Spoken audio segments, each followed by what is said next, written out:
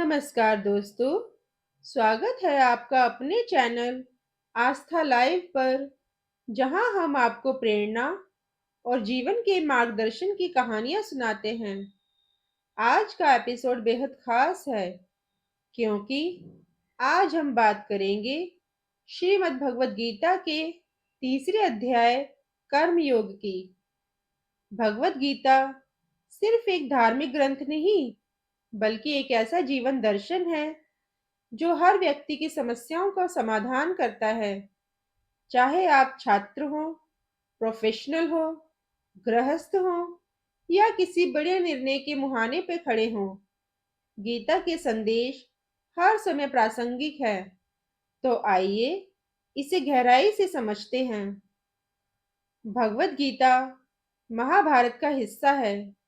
यह कुरुक्षेत्र की युद्ध भूमि पर अर्जुन और श्री कृष्ण के संवाद का संकलन है। जब अर्जुन अपने ही रिश्तेदारों और गुरुजनों के खिलाफ युद्ध लड़ने से हिचकिचाते हैं, तब श्री कृष्ण उन्हें जीवन के गूढ़ रहस्य को समझाते हैं। गीता के 18 अध्यायों में हमें कर्म, ज्ञान, भक्ति और जीवन के हर पहलू की शिक्षा मिलती है। इसे यूनेस्को ने भी सार्वभौमिक मानवता का दर्शन कहा है। अब आप सोच रहे होंगे कि एक प्राचीन ग्रंथ आज के समय में कैसे मदद कर सकता है। तो दोस्तों, गीता सिर्फ पुराने समय की बात नहीं करती, यह टाइमलेस है। इसके सिद्धांत हर युग, हर स्थिति और हर व्यक्ति पर लागू होते हैं। आज के भागदौड़ भरे जीवन में जब तनाव, असुरक्षा और अनिश्चितता हर जगह है, गीता हमें मानसिक शांति और सही दिशा देने का काम करती है। भगवत गीता का तीसरा अध्याय, जिसे कर्म योग कहा जाता है, जीवन के गहन रहस्यों को उजागर करता है। यह अध्याय हमें सिखाता है कि कर्म से भागना नहीं, बल्कि उसे पूरी लगन और समर्पण से करना ही जीवन का सही मार्ग है। श्री कृष्ण ने अर्जुन को युद्ध भूमि में जो भी उपदेश दिए, वह सिर्फ अर्जुन के लिए नहीं, बल्कि हर युग और हर व्यक्ति के लिए प्रासंगिक हैं। भगवान श्री कृष्ण अर्जुन को कर्म यानी कि कर्तव्य के महत्व को समझाते हैं। इस अध्याय में यह बताया गया है कि कैसे कर्म करना हमारे जीवन का अभिन्न हिस्सा है और इससे भागना उचित नहीं है। कर्म योग केवल एक दर्शन नहीं, बल्कि जीवन जीने की कला है। इसे अपनाकर हम अपने जीवन को सार्थक बना सकते हैं। यह अध्याय हर व्यक्ति को प्रेरणा देता है कि वह अपने कर्म से ही इस दुनिया में बदलाव ला सकता है। तो चलिए इसे और अधिक सरल और प्रेरणादायक तरीके से समझते हैं। गीता का सबसे महत्वपूर्ण संदेश कर्म योग है। श्री कृष्ण कहते हैं, कर्मण्येवाधिकारस्ते मा फलेषु कदाचन। अर्थात तुम्हारा अधिकार सिर्फ कर्म करने पर है, लेकिन उसके फल की चिंता मत करो। यह संदेश हमें सिखाता है कि हम अपनी पूरी मेहनत करें और परिणाम की चिंता भगवान पर छोड़ दें। उदाहरण के लिए, जब किसान खेत जोतता है, तो वह सिर्फ अपनी मेहनत पर ध्यान देता है। बारिश होगी या नहीं, फसल कैसी होगी, यह सब वह प्रकृति पर छोड़ देता है। यही निष्काम कर्म योग है। दोस्तों, कर्म योग का मूल सिद्धांत है कि अपने कर्तव्य का पालन करते समय फल की इच्छा ना करना। अपने कार्य को भगवान को समर्पित भावना से करें। श्री कृष्ण कहते हैं, सबसे श्रेष्ठ कर्म वो है जो बिना किसी फल की आशा से किया जाए। इसे हम कहते हैं निष्काम कर्म। जैसे कि इस श्लोक में कहा गया है, तस्माद् सक्तः सततं कार्यं कर्म समाचर, असक्तो ह्याचरण कर्म परमाप्नोति पुरुषः। अर्थात बिना किसी आसक्ति से कर्म करने से व्यक्ति परमात्मा को प्राप्त कर सकता है।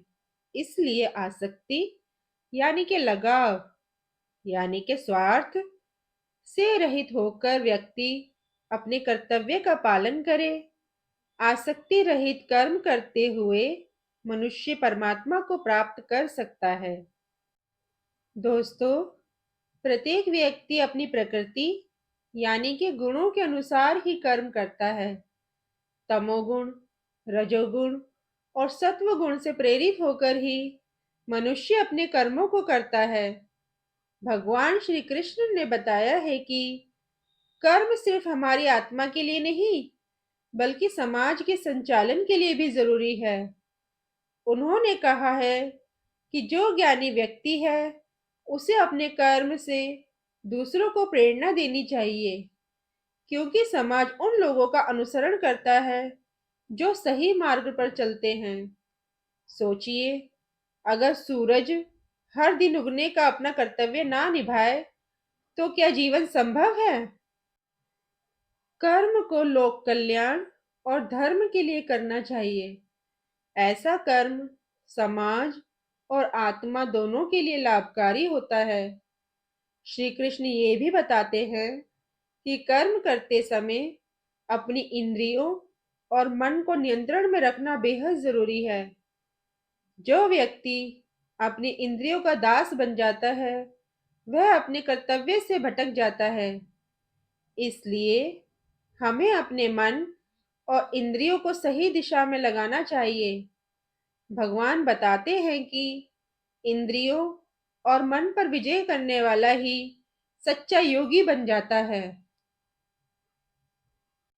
दोस्तों, भगवान श्री कृष्ण कहते हैं कि ज्ञानी व्यक्ति को चाहिए कि वह समाज के सामने ऐसा आचरण प्रस्तुत करे जिससे लोग उनसे प्रेरणा लें। ज्ञानी को अपने कर्म करते हुए दूसरों को सही मार्ग पर चलने के लिए प्रेरित करना चाहिए। भगवान श्री कृष्ण इस अध्याय में अर्जुन को ये समझाते हैं कि जीवन में कर्म करना क्यों जरूरी है और किस भावना से करना चाहिए। हर मनुष्य को निष्काम कर्म से अपने स्वभाव के अनुसार और धर्म का पालन करते हुए कर्म करना चाहिए। यही जीवन का धर्म और सत्य है। इस अध्याय का सबसे बड़ा संदेश है कि हमें कर्म से भागना नहीं चाहिए। हमेशा निष्काम भाव से अपने कर्तव्यों को पूरा करना ही जीवन का सच्चा मार्ग है। तो दोस्तों, आज से आप एक वादा करें, अपने जीवन के हर कार्य को पूरी लगन और ईमानदारी से करेंगे। यही कर्मयोग है। दोस्तों, अगर आपको यह वीडियो अच्छा लगा हो तो इसे लाइक और शेयर जरूर करें। साथ ही कमेंट्स में हमें बताएं कि भगवत गीता के इस अध्याय से आपने क्या सीखा। और हाँ, चैनल को सब्सक्राइब करना ना भूलें, ताकि हम ऐसे ही प्रेरणादायक वीडियो आप तक लाते रहें। धन्यवाद दोस्तों, और याद रखें, कर्म योग ही जीवन का सार है।